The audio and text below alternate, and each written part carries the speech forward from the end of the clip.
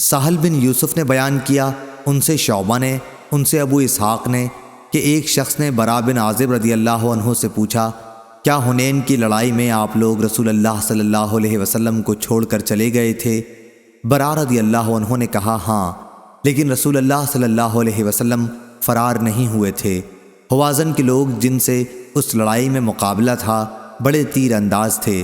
جب ہمارا ان سے سامنا ہوا تو شروع میں ہم نے حملہ کر کے انہیں شکست دے دی، پھر مسلمان مال غنیمت پر ٹوٹ پڑے اور دشمن نے تیروں کی بارش ہم پر شروع کر دی، پھر بھی رسول کریم صلی اللہ علیہ وسلم اپنی جگہ سے نہیں ہٹے۔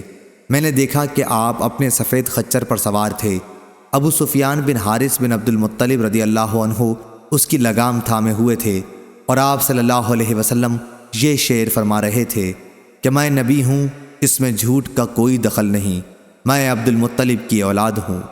صحیح بخاری حدیث نمبر 2864۔